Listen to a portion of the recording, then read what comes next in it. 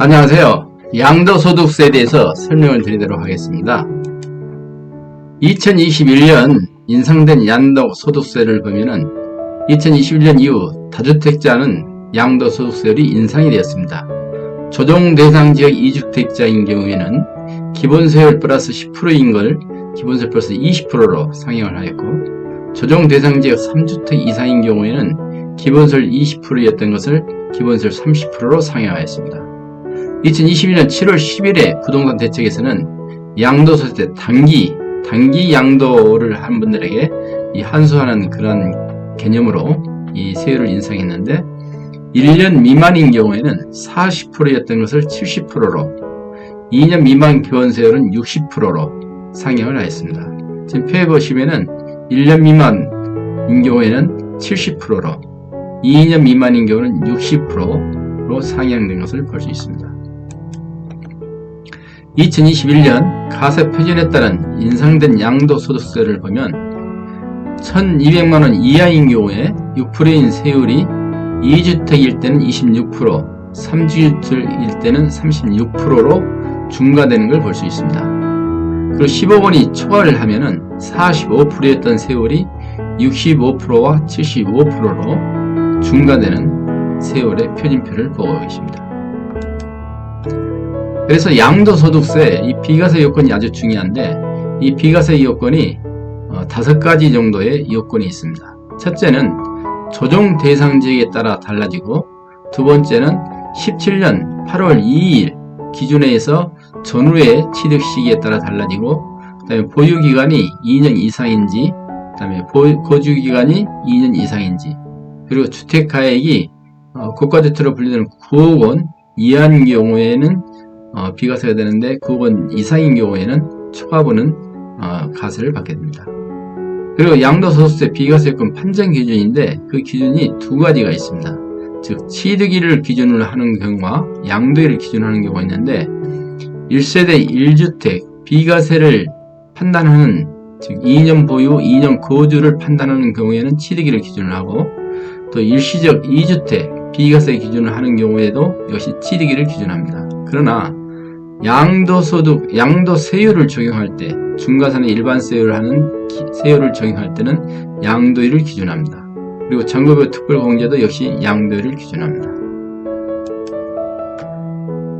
다주택자가 종전주택 처분 후에 비과세 되는 그 요건과 취득 시기가 있는데,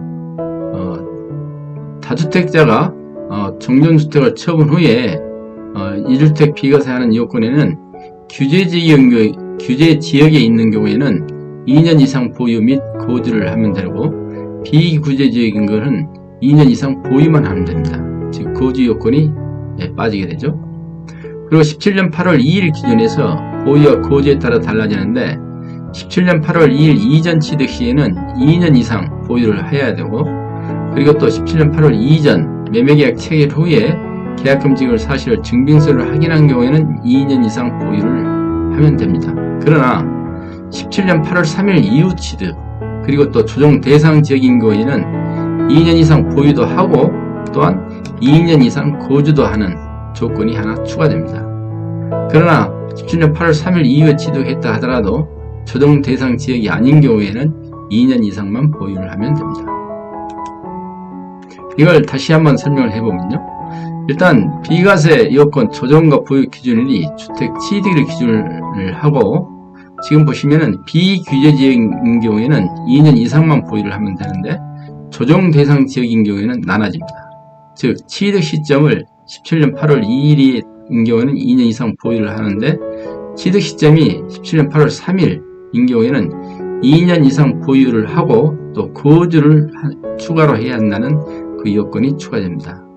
그 다음에 비규제 지역과 조정 구분 없이 실거래가가 9억을 초과 시에는 9억 초과분에 대해서는 과세를 적용합니다. 다음으로 보유기간 및 거주기간에 제한을 받지 않는 그런 예외적인 사유가 있는데, 첫 번째는 민간 공공건설 임대주택 취득 시, 취득 후에 양도 시에 보유와 거주기간 제한을 받지 않는데, 임차일 양도일까지 세대 전원이 거주기간 5년 이상인 경우에, 해당이 됩니다. 즉 세대 전원입니다. 두 번째는 수용인데 사업 인정고시일 전에 취득한 주택이 토지보상법에 의해 수용이 되는 경우 역시 보유 거주기간 제한을 받지 않습니다. 세 번째는 추후에 현재 1주택을 보유한 1세대가 해외에 2주, 1년 이상 계속 국외 거주 필요한 치약이나 근무상 형편으로 세대 전원이 출국하여 출국일로 2년 이내 양도시에 역시 보유 거주기간을 받지 않습니다. 그 다음에 1년 이상 거주한 주택을 기획재정부령이 정하는 치약, 근무상 형편, 질병, 요양, 학교 폭력으로 전하게 사유 양도시 역시 보유기간 및 거주기간의 제한을 받지 않습니다.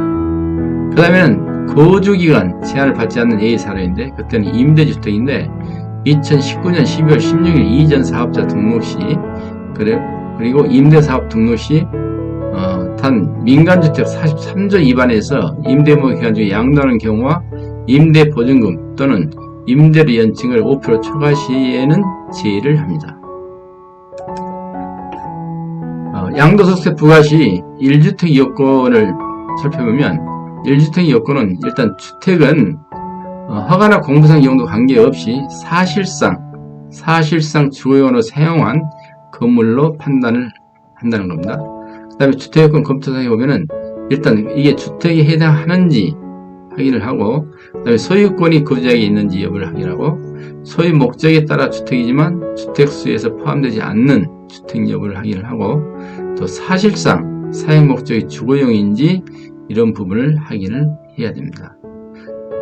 그런데 아직 안성이 되지 않은 주택인 경우에 거주자가 직접 신축 시에는 안성시의 주택으로 해당이 되는데 이 안성 여부 역시 사실상 사용 가능한 것도 하고 또 사용 가능이 불명한 경우에는 사용 검사일 또 가사용 승인일 또 실제 사용일 빠른 날로 판정을 합니다. 그 다음에 분양 시에는 준공일과 잔금일제 늦은 날을 주택으로 보게 되고 일단 보유를 했을 때 이 공가가 되어 있을 경우는 주택으로 간주하는데 폐가가 됐을 때는 주택에서 제외를 합니다. 다음으로 양도소득세 부과 시 소유권이 거주자에 있는지 여부를 살펴보면요. 소유권이 거주자에 있는지 여부는 소액의 잔금만 남긴 경우는 매수자 주택으로 인정을 합니다. 대법원 판례죠. 상속등기를 경로하지 않은 상속주택인 경우는 계속 미등기 시는 법정 상속물로 처리를 합니다. 그다음에 피상속인이 양도 계약 후 잔금 청산 전 사망한 경우는 역시 상속주택으로 보게 됩니다. 그리고 기존 다주택 보유한 자가 1주택, 그중에 1주택을 비교해서 받기 위해 나머지 보유주택에 사업자 등록을 하고 부동산 매매업이라 주장해서 사업용 재고자산으로 비과세 시 적용이 가능한 여부를 보면 일단 별도의 요건 해석은 없습니다. 그러나 취득이나 보유 목적에 비추어 사업자 등록 사유만으로 사업용 재고자산을 보기는 어렵다는 해석입니다. 다음으로 양도소득세 부과 시 주택수 포함 여부입니다.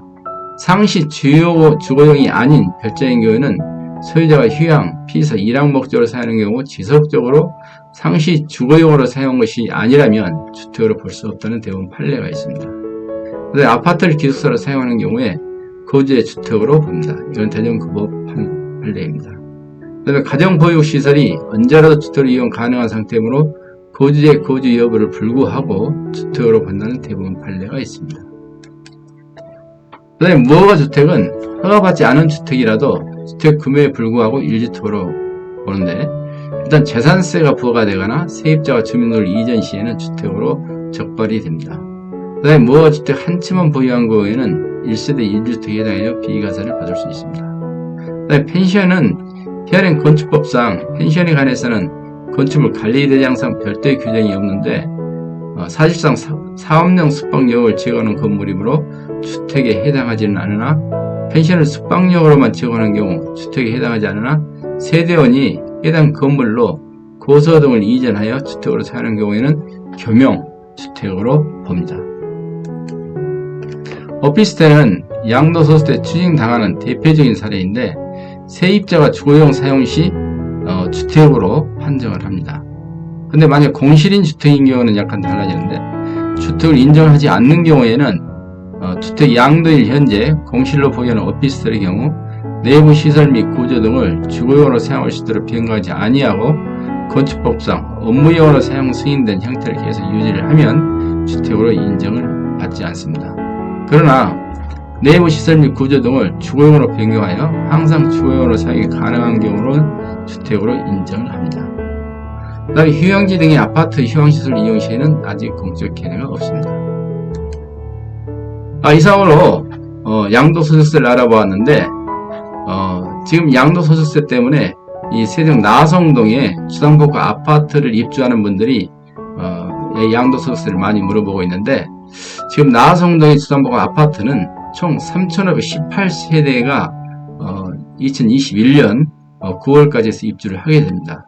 그래서 쭉 보시는 것 같이 리조스 포레부터 한신두유, 리저브, 나리제 6단지까지 있는데 총 3,518세대가 입주를 할 예정으로 되어 있습니다. 이상으로 세종 나성동 주상복합 아파트의 아파트를 보았는데, 지금 전월세를 많이 물어본 분들이 있어서 전월세 시세를 한번 소개를 해드리도록 하겠습니다. 현재 전세 가격이 84 타입 34평형이 3억 7천에서 5억 3천으로 거래가 되고, 99 타입 39평형이 4억 5천에서 5억 5천, 114 타입 45평이 5억에서 6억 5천, 119 타입 47평이 6억 원. 그 다음에 월세 가격은 84 타입 34평이 보증금 5천에 100에서 120만원에 거래가 되고, 99 타입 39평형이 보증금 1억에 150만원, 2억에 120만원. 그 다음에 114 타입 45평이 1억에 150만원에 주로 거래가 되고 있습니다. 이상으로 양도소득세에 대해서 여러분에게 알려드렸는데, 매매나 임대 필요하신 분들은 연락을 주시고, 또 항상 궁금한 사항이 있으시면 언제든지 연락을 주시면 도와드리도록 하겠습니다. 구독과 좋아요 꼭 눌러주시고 저는 다음에 더 좋은 소식을 여러분에게 전달해 드리도록 하겠습니다. 감사합니다.